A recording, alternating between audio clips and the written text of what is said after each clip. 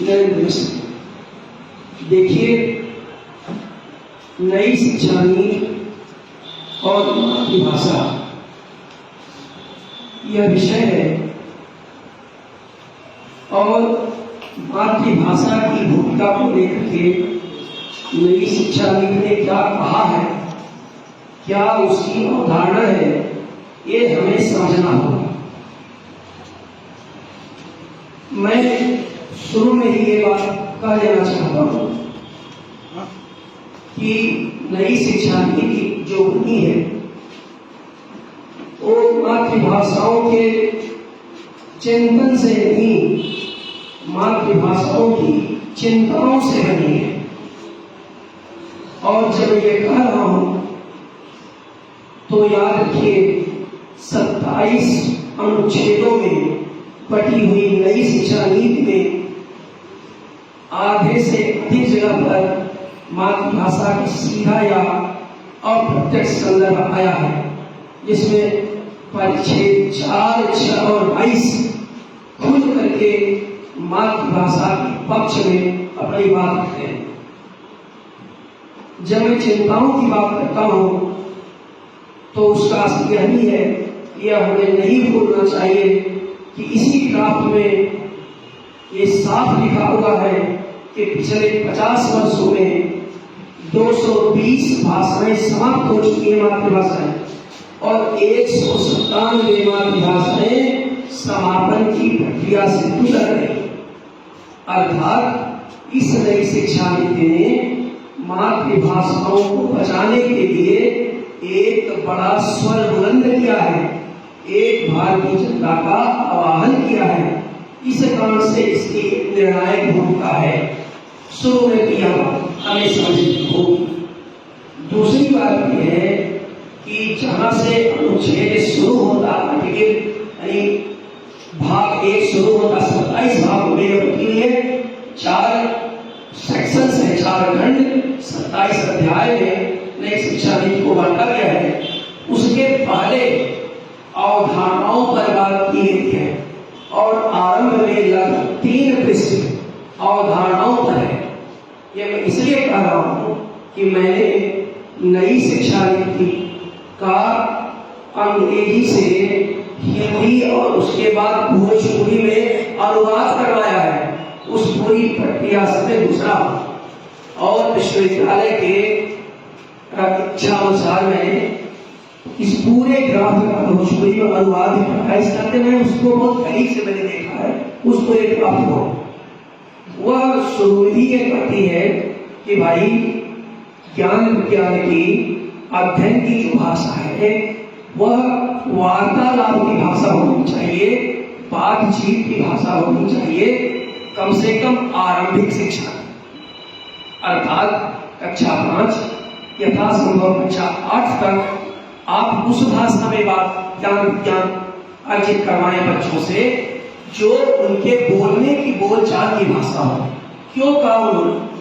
वो ड्राफ्ट में साफ साफ लिखा हुआ है, कहा कि उससे प्रासंगिकता का सवाल खड़ा होगा, प्रासंगिकता की बात की जाएगी, उसमें रोचकता रहेगी, व्यक्ति का सामूहिक विकास किया जाएगा, समाज का सामूहिक विकास हो जाएगा। तो जो सबसे बड़ी बात है कि क्रिएटिव सोशल पार्टिसिपेशन का इस्तेमाल किया ड्राफ्ट में। क्रिएटिव सोशल पार्टिसिपेशन, सृजनात्मक सामाजिक सहभागिता का इस्तेमाल कर सकेगा। तो कहने का सही है कि जो मातृभाषाएं हैं, मातृभाषाओं में आरंभिक शिक्षा का मतलब ही है कि क्रिएटिव सोशल पार्टिसिपेशन को बढ़ावा देना, छात्र के भीतर की जो सृजनात्मकता है, जो क्रिएटिविटी है, उसको किसी न किसी तरह से बाहर लाना। और कक्षा 8 तक जब आप मातृभाषा को शिक्षा का माध्यम बनाएंगे, वो किसी की भी मातृभाषा हो सकती है, तो अंततः क्या होगा? अंततः उसमें एक ऐसा क्रिएटिव पोटेंशियल पैदा हो जाएगा कि वह जिस किसी भाषा में उच्च शिक्षा लेगा, वह हिंदी हो या अंग्रेजी हो, उसमें उसकी मौलिकता पूरी तरह से सुरक्षित रहेगी। तो याद रखिए कि मातृभाषा पर बल देना व्यक्ति के भीतर की अंतर्निहित मौलिकता को सुरक्षित रखना है।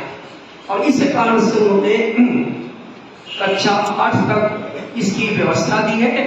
उसके बाद छोड़ा नहीं है, उसके बाद कहा है यथासंभव उच्चतर कक्षाओं में भी हम कोशिश करें, क्योंकि उन्होंने प्राथमिक शिक्षा और उच्च शिक्षा शुरू में ही 4 जो खंड है उसमें आरंभिक 2 खंड इसी को समर्पित किया है। फिर क्रियान्वयन नीतियों के बारे में बात करते हैं, फिर अन्य एजेंडों के बारे में बात करते हैं। तो ये जो नरेंद्र जी ने जो गोष्ठी रखी है, असल में देखिए कल तक तो मेरा मामला ठीक था, एक दिन क्या गया, प्यास लगी, ठंडा पानी पीते ही गला चुप हो गया। तो मैं आने की स्थिति में था नहीं। नरेंद्र जी से सुबह बात हुई और उन्होंने कहा कि भैया आप जो सोचिए आप बताएं, लेकिन चूंकि शुरू में ही विषय ये कार्यक्रम हम लोगों ने 15 दिन पहले तय किया था, तो मैंने कहा अगर मैं नहीं गया तो मुझे बड़ा अपराध बोध होगा। चलता हूँ, देखता हूँ माँ सरस्वती शायद कुछ आकर सामर्थ्य दे दे। फिर उन्होंने कहा कि माइक पकड़ेंगे तो आवाज निकलनी शुरू हो जाएगी, तो वो हो रहा भी सकता आपकी बात पहुंच रही है।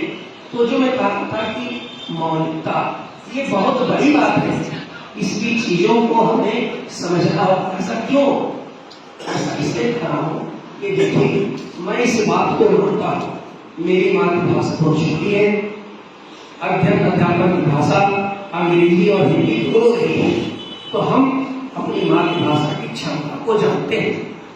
और मैं ये कहना चाहता हूँ कि हमारी आत्मा कुछ और नहीं, मातृभाषा की प्रतिध्वनि हुआ करती है। और इसको मैं पूरे जिम्मेदारी से कहना चाहता हूँ कि हमारी चेतना, हमारा विचार मातृभाषा की प्रतिध्वनि से निर्मित होता है। जितनी ही समृद्ध प्रतिध्वनि होगी उतने ही पूर्ण और दृढ़ हमारे विचार होंगे। मुझे पूरी शिक्षा नीति को पढ़ते हुए यही आभास होता है, और इस दिशा में उन्होंने पहल की है। और कहा कि वह चिंतन उसमें बहुत नहीं हुआ है, चिंताएं हैं, उन चिंताओं को हमें चिंतन में रूपांतरित कर देना है। सब सरकार नहीं करेगी, कि हम लोगों का भी दायित्व है, नागरिकों का दायित्व है कि हम उसको आगे बढ़ाएं। तो इसके लिए ये जरूरी है क्या, स्वाधीन, लेकिन सहभागिता, स्वाधीनता और स्वाभिमान, 3 व्यक्तित्व और चरित्र के विकास के जरूरी होते हैं। सहभागिता, स्वाधीनता और स्वाभिमान, ये तीनों के लक्षण मातृभाषा में उल्लेखनीय तरीके से दर्ज होते हैं, क्योंकि नई शिक्षा नीति इस बात को मानती है। और मैं सहमत हूँ कि 14-15 वर्ष तक के बच्चे में जो विचार पक्ष निर्मित हो जाता है, पकड़ने की क्षमता, वो फिर अपरिवर्तनीय होती है। अगर आप उस दौर में उसे आप इस देश में डाल देते हैं कि वह अपने क्रिएटिव पोटेंशियल को अधिकतम उसका दोहन कर सके, तो आप अरबी, फारसी, उर्दू, जर्मनी, जापान जो भी भाषा सिखाएंगे, उसके सोचने का जो तरीका होगा वो वैसे ही होगा जो अपनी मातृभाषा का होगा। तो इस तरह से मैं कहना चाहता हूँ, इस तरह में आगे ले जाना है। हाँ, मैं प्रकाश उदय की एक बात से बहुत सहमत हूँ, इस बात को मैं मानता हूँ कि देखिए हमें अपनी मातृभाषा हिंदी जिससे समृद्ध होती है, अपनी अपनी मातृभाषाएं बहुत बड़ी अवधिप्रद है, उसको सगल स्वीकार करना चाहिए। और यह कहना चाहिए कि हमारी मातृभाषा भोजपुरी है, फिर भी मैं हिंदी के लिए समर्पित हूँ, तो अन्य लोग भी हिंदी के लिए समर्पित हो। मुझे एक बात बताओ, यहाँ कहने में कोई परहेज नहीं है। इस नई शिक्षा नीति का उद्देश्य भी यही है।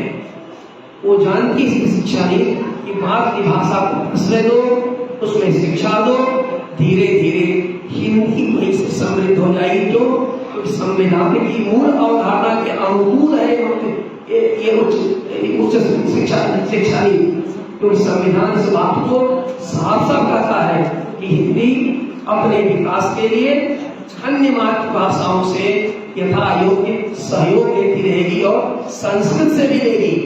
नई शिक्षा नीति में संस्कृत को मातृभाषाओं के साथ रखा गया, उनकी भी शिक्षा दी जानी चाहिए। तो यही कुछ बातें हैं इस रूप में आज ये गोष्ठी है जो नरेंद्र मिश्र किशोर विचार पत्रिका ने आयोजित किया है। बहुत ही मौजूद है, लंबी बात हो सकती है इस पर, बहुत कुछ कार्यक्रम में अपनी बात को यहीं पर विराम देता हूँ। बहुत बहुत